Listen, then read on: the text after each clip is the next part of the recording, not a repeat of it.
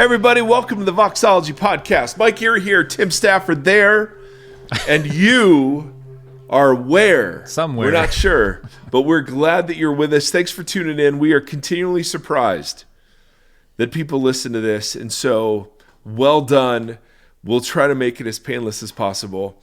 I've got a couple of things to get into. We have an interview today with a guy named Chris Nye, and all the Bible guy jokes have been applied previously, so we're going to stay away from all of those.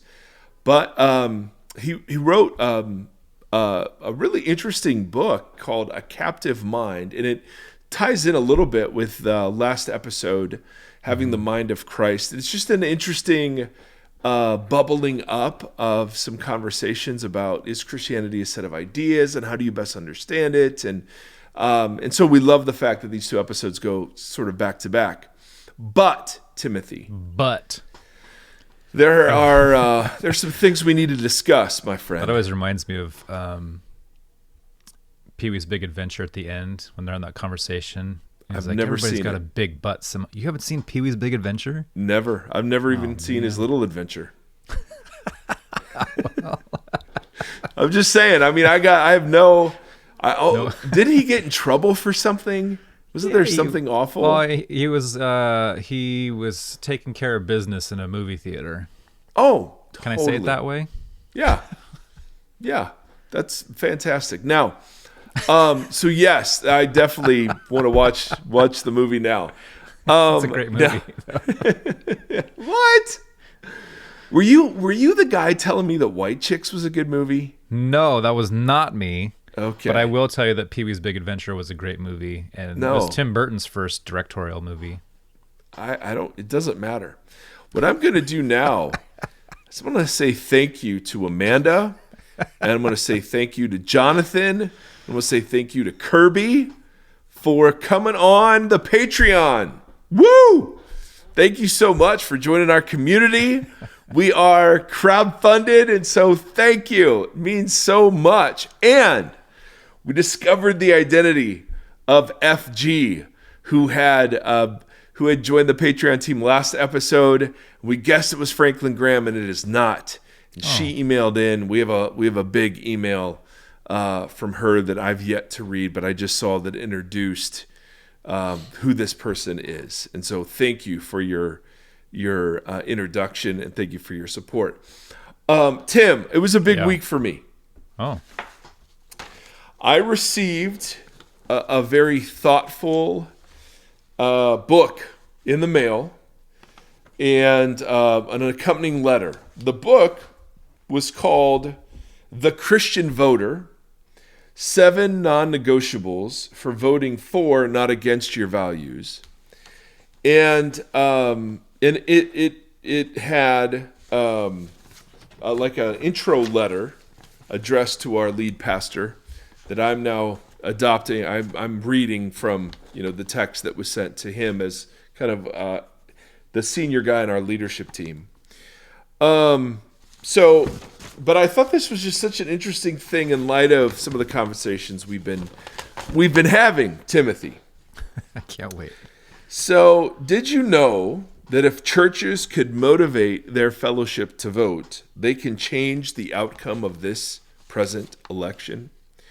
While we know prayer is our most treasured and powerful tool, we must also follow through on our faith by exercising our right to vote for candidates that embody biblical conservative values.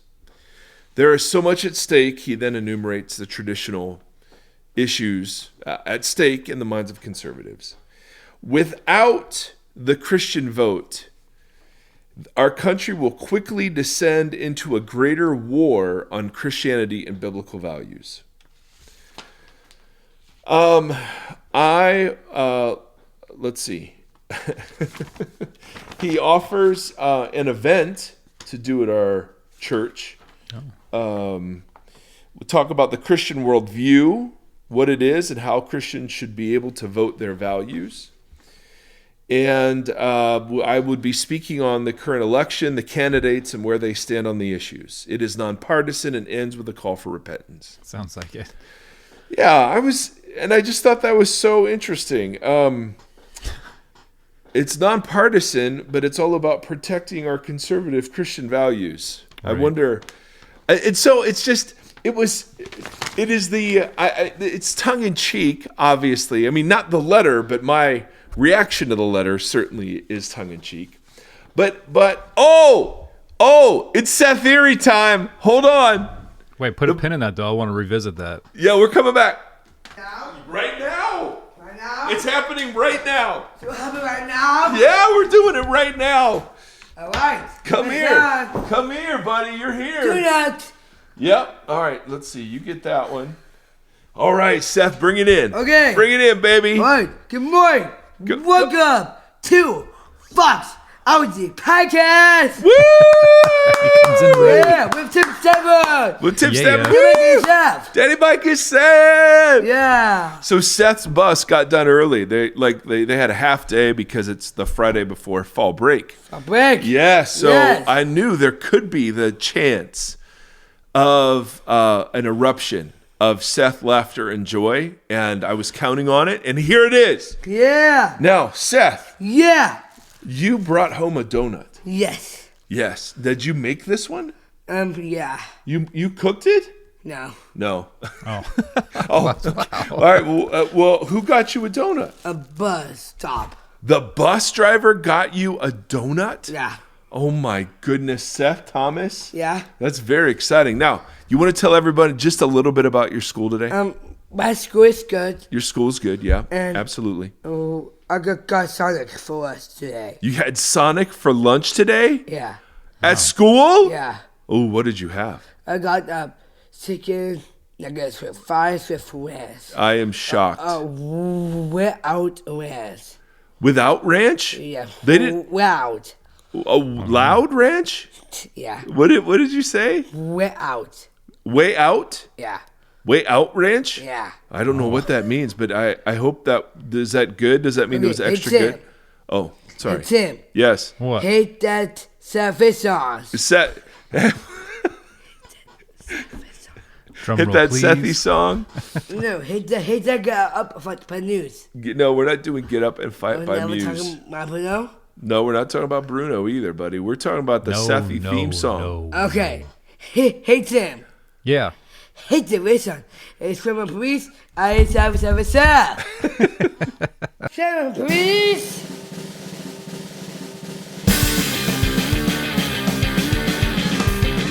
It's that. Right. So obviously, the letter is serious. My reaction to the letter is a bit tongue in cheek.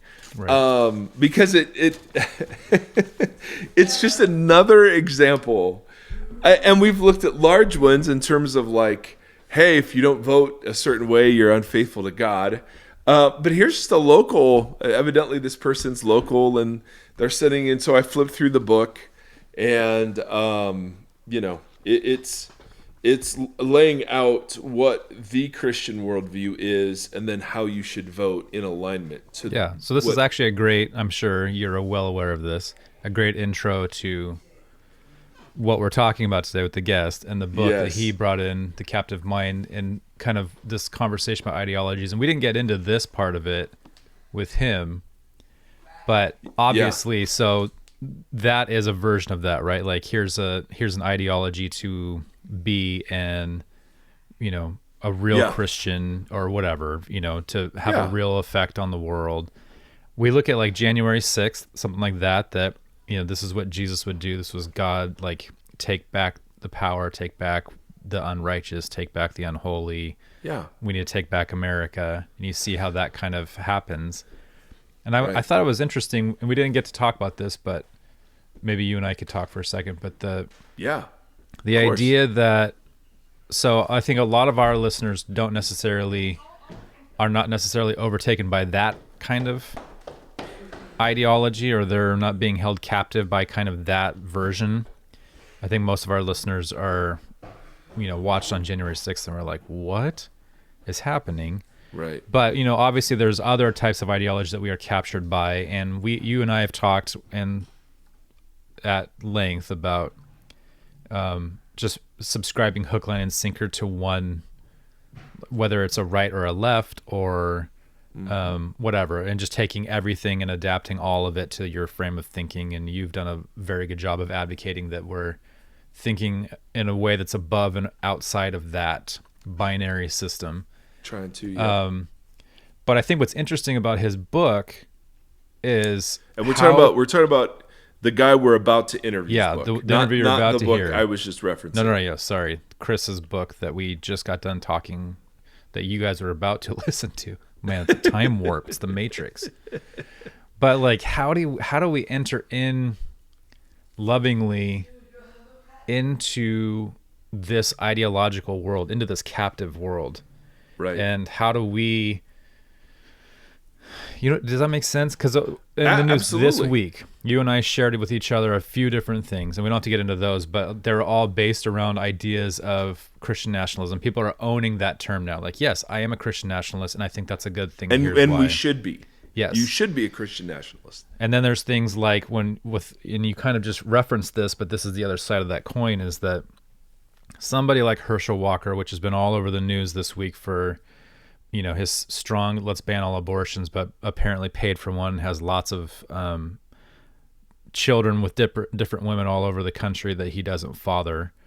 And then so these, you see those viral news clips come out there, like whatever that lady said, where she's like, I don't care if Herschel Walker aborted eagles or something, like eagle babies, like sacred eagle babies. I want Republican control of the Congress or whatever. Right. And so it's like, there we go.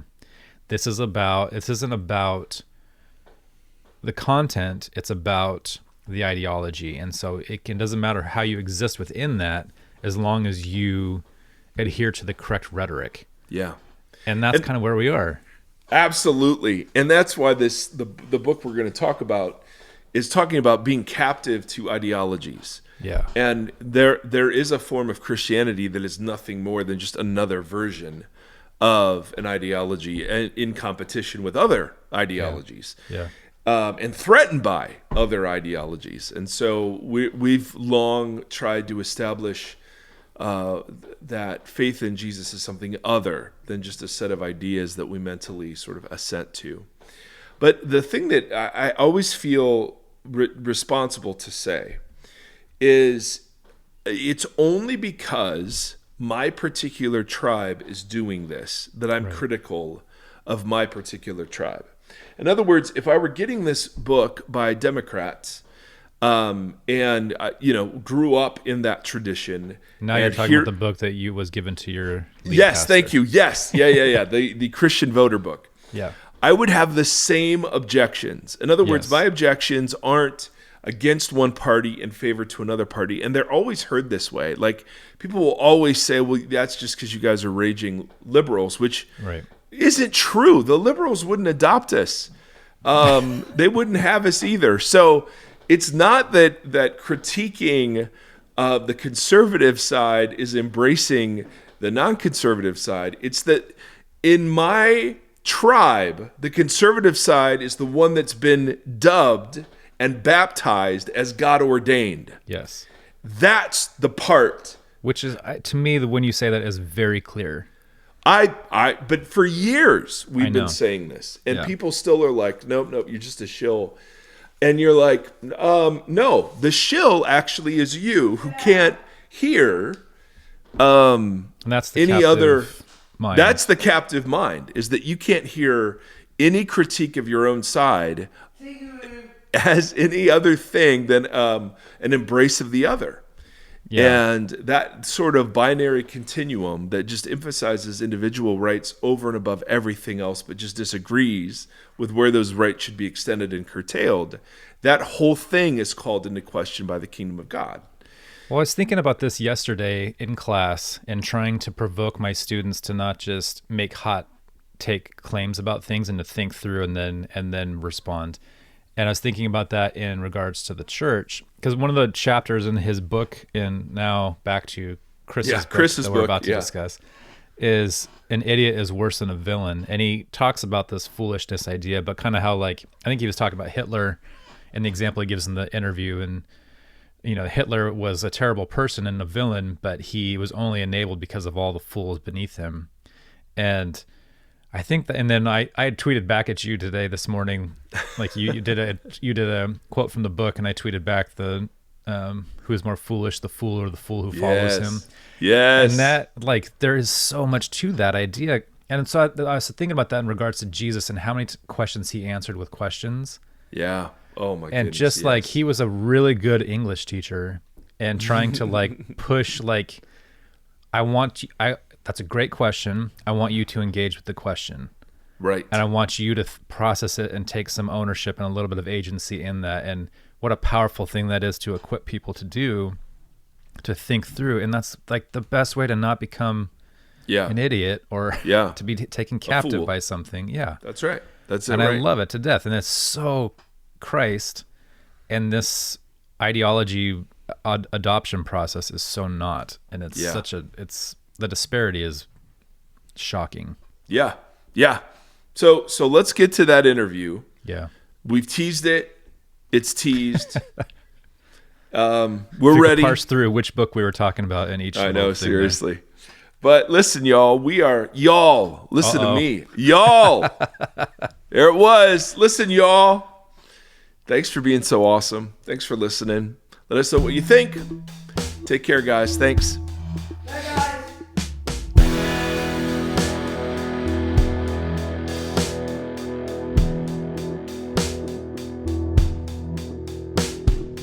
Ladies and gentlemen, it is so great today to be here with our new friend who we've just found out is kind of an old friend.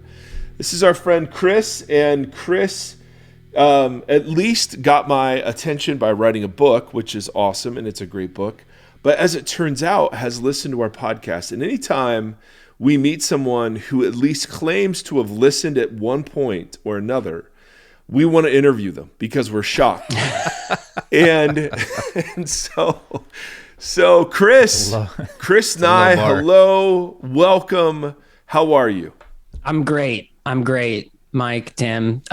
Long-time listener, first-time guest. I feel honored. There it is. There it is. We need a bell or something for that. Chris, tell us, if you would, just a little bit about yourself. Who are you? What are you? Where are you? And how are you? I was thinking why are you? Why is Gamora from Marvel? The why are you is the rest of our conversation. I live in Portland, Oregon with my wife, Allie, of 12 years. Nice. She is a pediatric anesthesiologist. So of course she is. Just haven't tried to keep up with her ever. So as a pastor, both of you put people to sleep. Yeah. There it is. That's a good one. There it is. I don't know if I've heard that yet. That's a good one. All right. I'm stealing that. All right. There you go. My usual joke I use, we all have, if we speak and travel a little bit, we always have the joke we use that we're like, we know this might work. And my wife rolls her eyes. She hates it, but I'll give it to you. I say a lot of guys, married up. They say that. They say they married up, but I have tax documents to prove it. That's. Oh, that's good. That's good. That's a solid opener. Yes. Yeah. So we have one son, Jude. He's 3. Most important thing. I'm a husband. I'm a father, and I live in Portland. Those are important things. But I've also been in Christian ministry for most of my life. I got ordained probably too young. So I've been in ministry for like 15 years, did like youth ministry, and have been in the local church for a long time. My family and I just moved from the Bay Area to Portland for my wife to take a job. We're from here. Yeah, this is like our Portland, home. Because the Bay Area isn't liberal enough. So excellent. Well, and also we lived in Seattle for a little while. So we've done Portland, Seattle, the Bay. Yeah. The only place we haven't hit is LA, but my brother lives there. So okay, perfect. We got the West Coast covered. We're in Portland, and I'm working on a doctorate at Duke and kind of taking a little bit of a break actually from local church ministry because I've just been going at it for 15 years. So I'm taking like a little bit of time, doing some writing, finishing up this doctorate, and then kind of seeking what's next in the Lord. But have always loved the local church, have always loved theology, have always loved the intersection of how we can teach faithfully the scriptures at a high level to our congregation, to our people. So I'm not really like an academic, although I'm in the academic circles. I like to just try to bridge the stuff into the church. Yeah, you drop big words at parties. You're that guy. Totally. I want to be that guy too. Are you are you on a sabbatical from a church, or are you a free agent right now? Free agent. Ooh. Nice. So you're the Albert Pujols of... He's retiring. Is he retiring? Okay, so I'm more the Albert.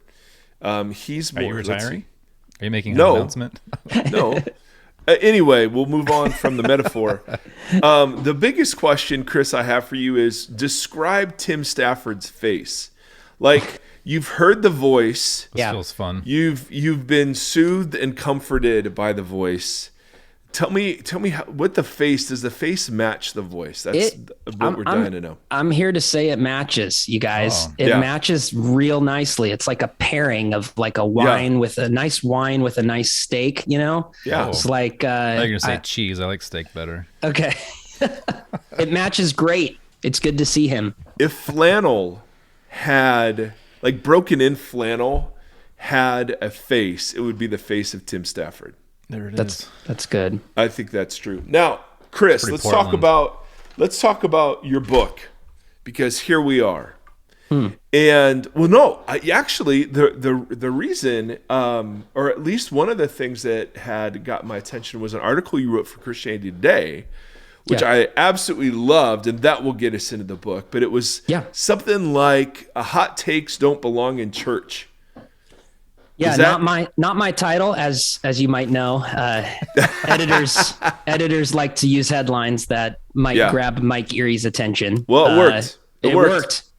Look at them. But yes, I wrote that piece, and it's kind of about. I'm interested to see what you took away from it. It was really about my struggle as a pastor of constant current events happening, and feeling like I have to create statements. And even change my preaching and worship liturgy or plan for the Sunday because of events. And also the way events are coming into people's lives is just different now. There is not one headline, there's 900 headlines. And the struggle of filtering those 900 headlines through my people and knowing what is pastorally responsible, where I have to speak about this, but also how do I keep up? So I wrote that article a little bit as a way to process some of that and also maybe help some pastors. Yeah, absolutely. It's interesting because the hot take business is a great way to build a platform, as we know. That's why so many people kind of engage in it. And but it's not a great way to pastor. So how would you see the difference between the two? Well, one of the things I was unpacking in the article was the difference between like a PR firm and the church. And a PR firm is taking a message, filtering it, and disseminating it to the widest possible audience. Right. I think the pastor is different. We're not actually filtering a message, right? We're actually, Paul has that language of like, I'm entrusting you, Timothy, with what was handed over to me. There's a deposit, he calls it, like something was given to me. We actually need to cherish it, protect it, and leave it unstained and unfiltered. Those words in scripture, like remember in what's that beginning of Galatians where he's like talking about kind of a distortion of the gospel or whatever. It seems to be that the pastor's job is to do the opposite of a PR firm and keep the message intact and whole, but also as messy as it actually is and as complicated as it actually is. One reason I like your guys' podcast is I feel like you are okay with that. You got to just kind of let the word breathe instead of containing it. So there's that. And there's also just this, I think that there's a celebrity thing with pastors right now. And we think we are kind of like influencers or celebrities who the celebrity is the one who needs to speak first and speak right away and have something articulate to say. They usually have a PR team helping them say those things. And pastors feel like they have to do that. But pastors are primarily people who will pray for you, and they're primarily people who have theology degrees, and they don't have degrees on current events or political science or anything like that. And so our specialty is to pray for you and to teach the word of God. And, most of us pastors, if I could speak for many, as much as we'd like to say we are well informed, we're just like you. We're just like normal people. We read the headlines and we don't read the article. No. We listen to the podcast and we don't read the book. Nope. Listen, My aunt on Facebook is a infectious disease specialist, according to the memes that she sends. There you go. So I think it's possible. Wasn't there an article recently that came out that was talking about Christian influencers overtaking like the influence of pastors with the younger generation? Like there's a percentage or a stat that's out there showing how much, and this is possibly a segue into the book, because the ideologies that they are kind of pushing through social media as influencers are affecting, and you see it with like these, I'll see it in like the parody accounts that have these Christian memes or these TikTok things come through that are just like, what in the world is this? But they circulate like fast, and they have tens of thousands of followers or more. Mm-hmm. And that's a really interesting, because it's not even like, it's the reverse of what you just said, right? Or maybe not. It's actually lacking both the theological like stamina as well as probably an astute social commentary. So it's lacking both things, and it happens on a really fast cycle that spins people up. So it's an interesting, scary future if that kind of keeps moving in that direction, because it lacks substance on any end of the spectrum. Yes. But they dance well. Yes. Which is very just like, we've come so far from everything, right? David danced well. One of the things that's hard for me as a pastor is the amount of people in the churches I've worked in the last, I'd say last 7 years, since the internet really came into a new age, is kind of what you're talking about. Thanks, Obama. Yeah. It's just like they read one set of Instagram slides, and they bring that to me as if that has upended their whole childhood. What do you think about this? Yeah. And even I used to be a youth pastor. So former students of mine, I think they read that and they're like, how come you never said anything about this? I was like, well, one, that's not really a good theology that you just read. You read 3 slides and it's really trite, but it's interesting. My point is how quickly a TikTok video or a meme or 4 Instagram slides or an Instagram story, it's interesting how quickly that will sow a seed of doubt in somebody. Yeah.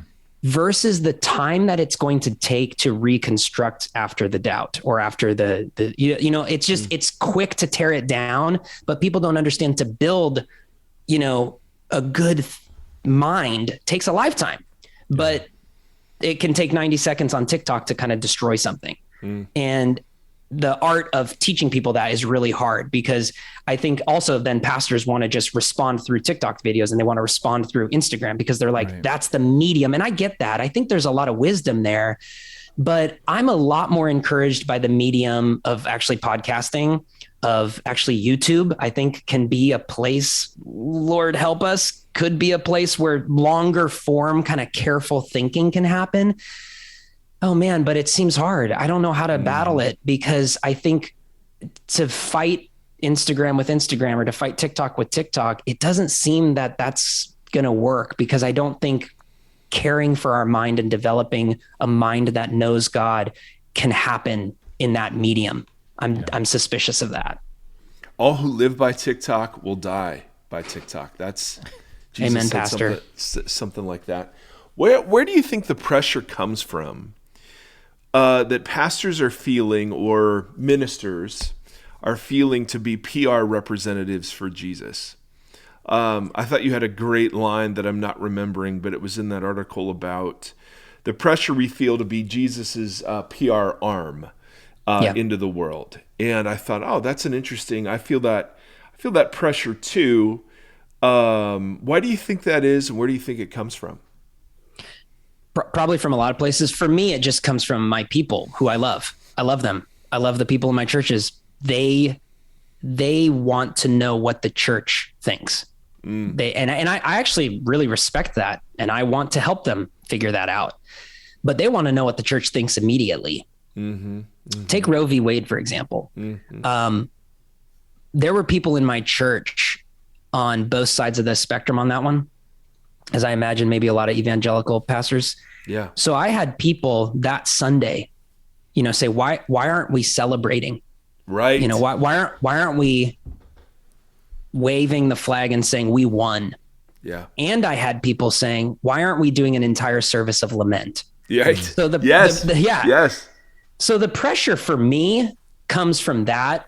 I'm sure other pastors kind of sense it from other places, but I actually think that's a good pressure that should help us think how to be wiser and more humble leaders.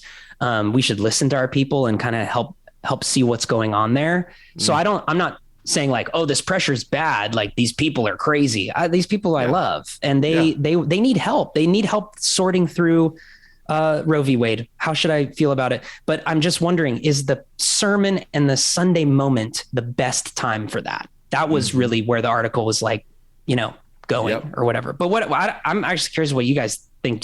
Mike, do you feel that pressure from you? Oh man, that Roe v. Wade thing, that's exactly where our Sunday service went. We had to sit up at the very beginning of the service and say, some of you are here and you're celebrating. Some of you are here and you're grieving, and we have to respect each other around the table of Jesus. I love that. And no, it's the exact same thing. That's where the podcasting format has been such a gift, where you don't have to be as precise as you would be in a book. You don't have to be as careful about your assumptions as you would be in a sermon. But you have an opportunity to do some careful thinking, but in a format that allows and assumes that there's some on-the-fly conversation happening. And so I actually think that the podcast format is a great format to deal with some of these things. There have been several times, as you can imagine, there have been things that have happened where we've dropped everything we were planning and we're like, we got to talk about this. And sometimes the talking is just, hey, this happened and we have no idea how to feel about this. I think the great gift of social media is the sense that we're not alone. And I think one role that podcasts could play in the development of a community is that same sense that there are people out there having the same reaction or non-reaction to something that I'm having too. That's good. Yeah. Yeah. I mean, I feel incredibly lucky, blessed, fortunate to have both opportunities. On the one hand, to sit with a crew of people and to wrestle through the text in a systematic way, in mutual submission and reciprocity. And I also think it's incredibly helpful to have conversation partners where you're not always sure where the thing's going to go. And you're learning kind of on the fly. So I feel very fortunate to sit in both worlds, but recognize the pressure. If I didn't have the podcast, that I would exactly feel the way that you're describing, to have a take that represents Jesus well, and have it quickly. But where does that? So my question is for you, back to you, is where does that and virtue signaling, where do those two things overlap? Because the virtue signaling bit of, hey, I've got to be seen to have the right opinion on this, I think that's like devilish. I think that trap is a no-win scenario. I think, but the idea of saying something, I think, is compelling. So where, either for you personally or as believers, do you think we should draw the line? Well, I think the line comes through a few questions. One is, what is Sunday for? What are we doing on Sundays? What is worship for? And to me, that helps inform whether I speak or not. Because one of the things I've learned is that no matter, many people are actually looking for just an acknowledgement of an event. Yeah. And so mistakes I've made have been crafting statements and making polished opinions, but I've learned to call my people to prayer. And that's a way of acknowledging it, of like putting something. It's like, okay, I grew up in the Catholic Church, and in the Catholic Church, they have this section called the prayers of the people in their liturgy. Right. And like, they literally just rattle off like, Debbie has cancer, and we're going to lift her up, and pray for her right now.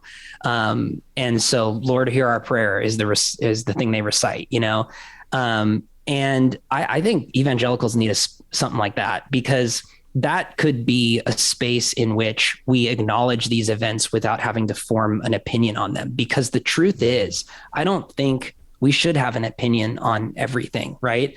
And Thomas Merton, another Catholic, like he stopped responding to public events when he in 1966 he wrote an article called Events and Pseudo Events, and one of the reasons he stopped weighing in and he stopped kind of like producing these articles about what he thought about the Vietnam War was in its height. The civil rights movement was in it. It was a very tumultuous time in the late 60s.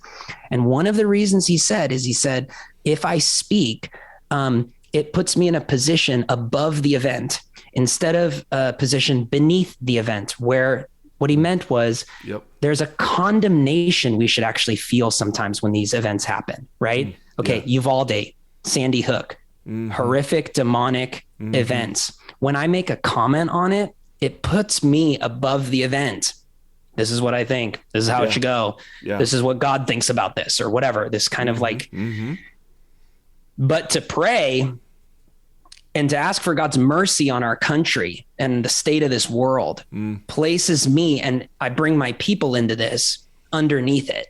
And so for me, a line that I'm drawing is, when do we need to pray together? Probably always. We probably always need to be praying together.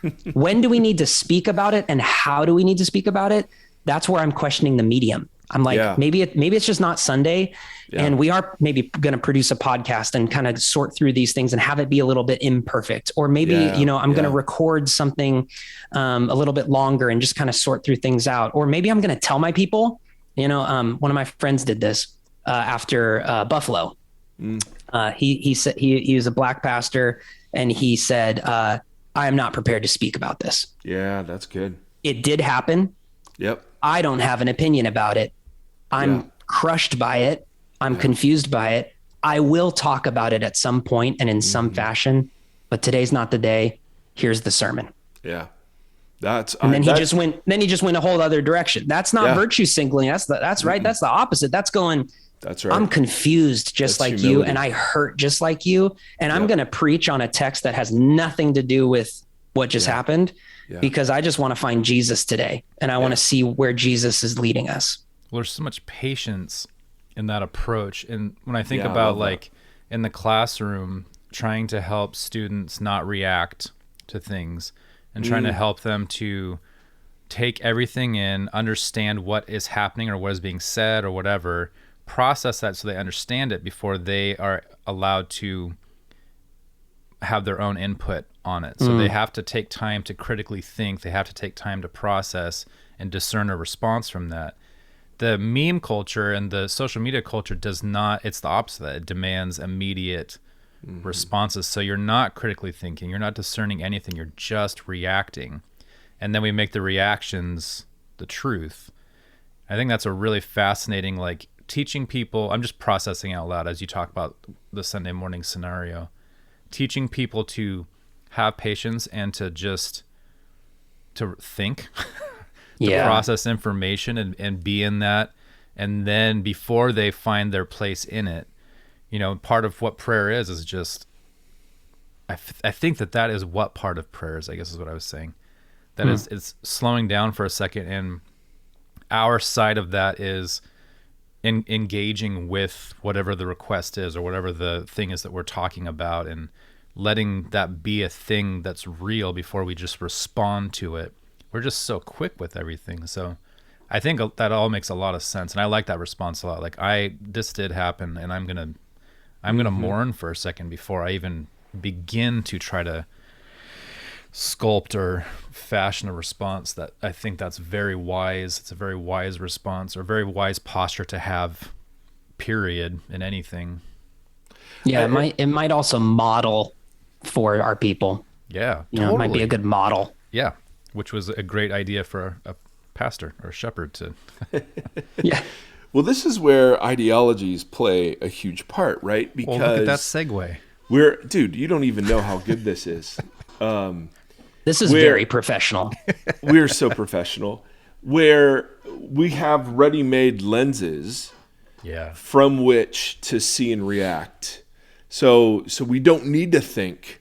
We don't need to wrestle. We don't need to pause. We don't need patience or humility. We already know how this thing's going to be spun or where it's going to go or how our, ideological opponents are going to use this. And so I'd love for you to talk just a little bit about the role ideology plays. And what does it mean to be and I'm saying ideology in all the different ways. So I'm going to say ideological captive, but I'm going to say, so define what an ideology is, and what does it mean to be captive to one in the kind of playful way you do in the book, in terms of like, oh yeah, here's a conversation I had with somebody and they answer one question and I know how they'll answer every other question I'll ask. Like, just set that frame up for us. Yes. I think I have a chapter in the middle of the book where I use Bonhoeffer, and I think he described ideological captivity best. He talks about having conversations with people in Germany in the 1940s as Hitler rose to power, where he's like, I feel like I'm not even talking to a person anymore. I'm talking to like a walking catchphrase. Is what he said. I'm interacting with not even the man himself, but catchphrases and slogans was what he said. And when I read that, that's from his letters and papers in prison. And it was an essay called 10 Years After, where he was reflecting on 10 years under Hitler. And he was near the end of his life, and he was in prison, and he was just saying, how did we get here? And his argument is that we didn't get here because of evil primarily. He's like, Hitler is evil, but we got here because of foolishness. The evildoer cannot succeed if not fools are beneath him supporting him. And when I was reading that, I thought, man, I feel like I interact with people all the time that way. It's like, one of my friends put it really well. He goes, when I'm having dinner with somebody and they start talking about cultural issues, I already know what blogs they're reading, or I know what social media accounts they're following. Because they're just regurgitating pre-packaged sets of ideologies, and they're just issuing them back into the world. And they're usually adopting those pre-packaged sets of ideas because they have found comfort in that. It's an emotional kind of thing. They find a therapeutic, like, this person understands the world. The other thing I think people often will relate with this, you'll be in a discussion with someone and they are trying to tell you what they think about it. And then they're like, I'll send you this video. Totally.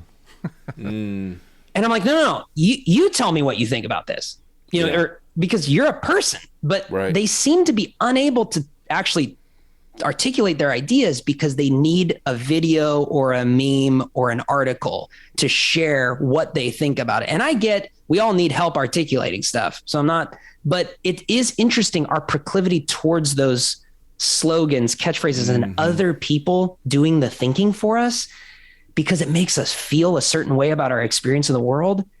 Ideological captivity looks like developing those catchphrases after being saturated with a particular kind of content and not really widening your lenses. So it seems that naturally Christians would fall into this as they embrace different forms of Christianity. In other words, we've all been, in a situation where someone says a cliche and we all just go, oh my goodness, that's like the worst thing you could possibly say right now. But that's, so I see that same captivity in the church. Now, what separates that captivity from authentic biblical faith? The difference, I think, lies in a similar vein as what I was talking about, which is, are people able to share what they really, how they really experience Jesus? I'll actually use kind of maybe a strange example, but I hope it works.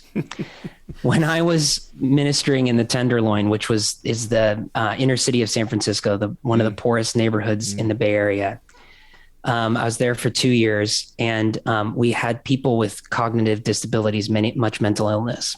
And there was a guy named Tom there who had schizophrenia, and he we would say about him, he's lost his mind. That's what we would say. That's what the culture would say about Tom.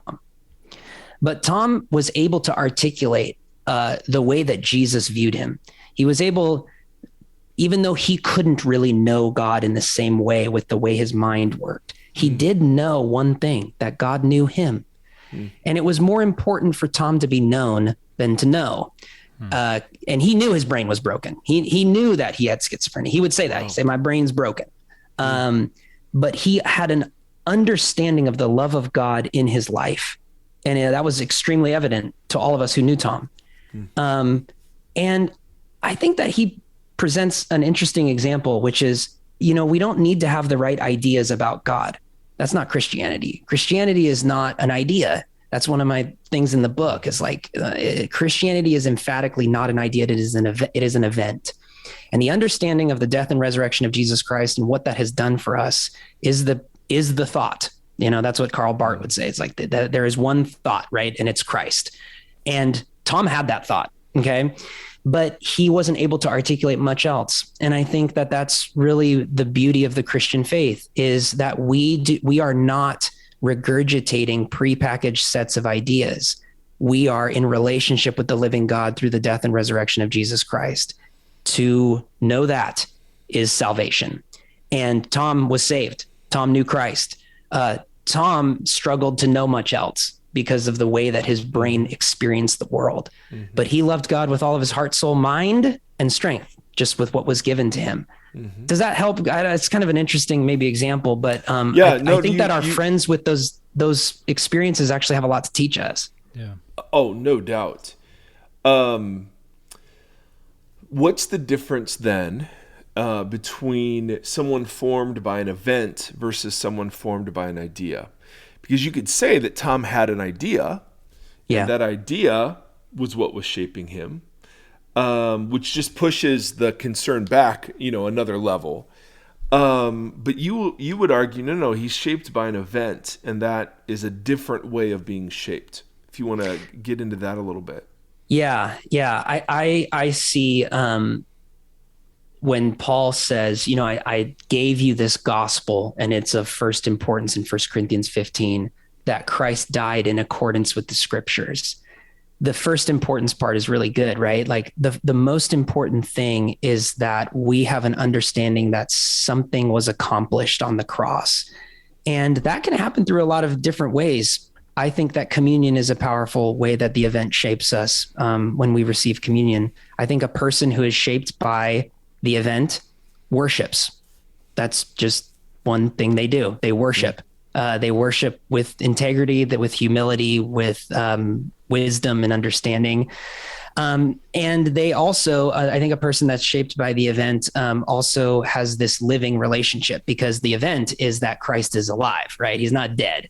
So they have this activity in their life that's like always kind of messes with them. So like, it's just, Jesus is always messing with us a little bit, because Jesus is not dead. He's alive. And so he's constantly rearranging people's lives. I think somebody who's shaped by an event that Jesus is up from the grave is that someone doesn't interact with Jesus as if he's gone and we've got to figure out all the ideas about him. Nope, he's living. His spirit is with us. How does the God's spirit interact with us today? How are we being changed? So that's a long way of saying a person shaped by this event is being changed. They are turning into a different kind of person. I know you guys just had Matt and Ben on, and the mind of Christ idea. That the love of God is kind of the center point. And that if we, I think Scazzaro says, like, if we are not becoming more loving people, if like a really humbling question is asking people close to you that you trust, do you experience me as a more loving person than you did a year ago? That's being shaped by a man who died for his enemies and rose in power and victory and is alive in your life right now. The only thing that can make us more loving is something more loving than ourselves, being the event of Jesus Christ. So I think someone shaped by that is shaped in that way that Matt and Ben kind of talk about it a little bit, that the love of God is like, they talk about it being the center point or the gravity kind of that we live with. Yeah. Grounds us. So if Christianity isn't primarily a set of ideas, why is that the emphasis? Do you think? Why have we substituted Christianity and understanding Christianity as a set of ideas as opposed to a relational reality that we encounter through an event? Okay, I want you guys to answer that question too, if that's okay, because I would love to hear your thoughts on that. Because I think that your podcast pushes on that in a really healthy way. I think we just go to it because it's easier to have ideas about God. It just is, and it's cleaner. And this is why I'd love you guys to talk on it, because you guys seem to be pretty comfortable with messiness. I'm sure you've also, I don't know the kind Tim? Absolutely. I don't know the kind of emails y'all get, but God bless you. Because I think you navigate that space well. Or like Preston Sprinkle, I think his podcast is a good example of like, he'll take people from different sides, and his approach seems to be somewhat like yours, where it's like, let's hear from the spectrum of ideas, because these ideas are not Christ. And Christ sits above these ideas. And so I think we've replaced it. My thinking is that is harder to do. That opens you up to misunderstanding. I just read somewhere this great quote, I can't remember where, but someone was talking about Jesus being okay being misunderstood and being okay having many misconceptions about himself. He sat very comfortably as misunderstood, and the apostles did too. Yeah, and wow, that's good. I don't live that way. I don't know. I struggle with that. I want to be understood. So because I want to be understood, we're not taught to embrace that.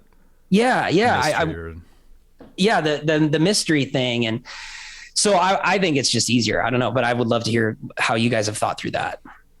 Yeah, Mike. Whatever, Timothy. I don't know. So what is Christianity? I mean, that you spend time there, and that's why I was pushing into that to say, if it's construed as a set of ideas, then sets of ideas are threatened by other sets of ideas. Right. And if faith turns out to be certainty or some level of certainty, then how can you not be threatened by the dissonance that comes from hearing alternative points of view? Yeah. If Christian faith is something other than certainty or confidence in a set of ideas, then you're free to engage in such beautiful ways. It sounds like very much, I mean, as you quote from all of these different people, I mean, those are the kind of people we want to be, where we're humble and curious and perpetually interested in what other people are thinking and why they're thinking it and why they're living the way they are and why we live, the way that we are. I think the trap in a book like yours, which you acknowledge and navigate, is, let me give you a set of ideas about Christianity not being a set of ideas. Absolutely. And that is... Replace one dogma with another. Right, Yep. exactly. And so to try to capture a dynamic and a relational dynamic that is expressed in ideas but not exhausted by them is a really tricky way of trying to articulate the gospel. And that's why I thought, okay, I love, like you had a couple of things in here about ideologies, and the most pernicious ideologies, the ideology that are deemed Christians, or ideologies that are deemed Christian. Because you argue ideologies are compelling because of the way they make us feel. Yes. And that plays into us being, you call it the psychological human or the psychological man, but I'll universalize that to the psychological human. Go in a little bit into why it is that how we feel is the relationship we have to ideas. So instead of me using ideas to challenge the way that I feel, it seems like that process is reversed a little bit. Yeah, it has that phrase, the psychological man, is from Philip Reef, who taught at UPenn for a long time. His whole thing was, he charted different eras. We used to live many years ago as the political man. What is best for the nation state? Then in like the mid 20th century, after the Industrial Revolution, we became the economic man. If you make money, if you produce, be a good capitalist, like you're gonna, that's what you need to do, provide for your family, all that stuff. He said in the 1980s and 70s, after the sexual revolution and after the mid 20th century, that is what he calls, we became kind of the psychological man or the psychological human. And he said it was replaced with, an inner understanding of our emotional life, that if we are self-aware and feeling good, that was what will drive us. It used to be the state, my allegiance to my country. Then it was money, my allegiance to making retirement. And now it's become kind of an allegiance to the way that we feel. So because of that, I kind of took that and kind of said, that is what we are looking for when we are scanning the plane of ideas. We are really, and I would say when we show up to church, we are in this moment in our culture where we are heavily weighing how we feel. And it's good. It's made a lot of great changes. Every time I talk about this, I want to be super careful because, I think my grandpa, I one time asked him about he was a missionary, and I was asking him, like, when you were there, like, how did that, you and your grandma, like, how did it make you feel? He's like, he didn't know what I was talking about. He was like, at some level, he was like, well, what do you mean? How did it make me feel? I mean, I was just obeying the Lord, it's like, right, it was right. Irrelevant. He's German, so that might also have to do with it. But, but I think our grandparents didn't think about marriage the way we think about it, where it's this idea of how we feel with each other. And so just because of that, we're looking at these sets of ideas and just going, when I hear something, it does make me feel a type of way: angry, sad, grieved, excited, safe. And we pay a lot of attention to how we're internally doing. And so when we hear those ideas, we're just going to kind of grab onto them. And then when it comes in a whole set, we'll just buy it in large, buy it in bulk. No, I think that's true. Is that coming from the triumph of the therapeutic, that set of concepts? Yes. Yeah. Okay. Yeah. That's his book that was really big. The other thinker that is important there is Alistair McIntyre, who taught at Notre Dame. He has this phrase called emotivism. That's his scholarly thing. But that it's this driving factor towards how am I feeling, and letting that kind of guide our thinking. So and this is not just this is absolutely inside the church. I mean, 100%. Right? Yeah, absolutely. But, my friend, we have to reckon then with the chapter title, Christianity is Stupid. And is this where I can say, buy my book? It's called A Captive Mind, and I can really plug it because I have a chapter called Christianity is Stupid. Right. Yes, exactly. That's where you plug it. What do you mean by that? The foolishness of the cross. 1 Corinthians 1-3 plays a huge role in the book. At the beginning, I'm like, please read 1 Corinthians 1-3. Please read Colossians. Read those, couple chapters of scripture, and then maybe read my book. It's not those chapters of scripture. I mean, 1 Corinthians 1-3 has long inspired me. And in there, Paul says the cross of Jesus Christ is foolishness to certain people. Yeah. It does not make sense. And I have long loved that. So I, as a writer, try to get clever. Foolishness is such a churchy word, and it's such a safe word, but it should actually be said that many people will look at Christianity as a stupid thing. And Paul is like, there's going to be people, he uses the Jew and Greek differences there. Right. And so he's talking about the ways that Jewish people are going to demand kind of signs, and Greeks are going to look for a kind of wisdom. And I think the wisdom thing is what caught me, because there's stuff I go into in the book about the history there and the way that people were expecting wisdom then, which was through teachers who were peddling ideas. And Christianity was in danger of that because there was traveling itinerant teachers that were moving around the Greco-Roman world. And there was a temptation for the pastors to become the sophists, to become these philosophers who were peddling ideas. And there's cool history there where it's like they sound like YouTubers, they sound like influencers, these guys from the first century. It was all about how you dress. It was about how you share your ideas. What kind of cleverness do you use? That was what captivated people's ideas. So Christians were tempted to do that, and Christians were tempted to follow people who did that. But, Paul says in there that kind of like pinnacle of 1-3 is in chapter 2, verses 1-3, where he's like, I decided when I came to you to know nothing except Jesus Christ and him crucified. And for Paul to make that decision is something, because he was a towering intellect. He was probably one of the smartest people who was alive at the time. Just being literate put him in a high category, right? Let alone being a scholar of Jewish literature. And he said, I made a decision to set down those ideas and to tell you about a man who rose from the dead, who died for his enemies. When he was dying, he forgave them. When he was dying, he was silent. When he was dying, he was embracing his death and not considering equality with God a thing to be grasped. Come on. He was preaching. Come on. He wasn't teaching ideas. He was proclaiming that something had happened. And because that thing had happened, it was unleashing a love onto the world that would transform it.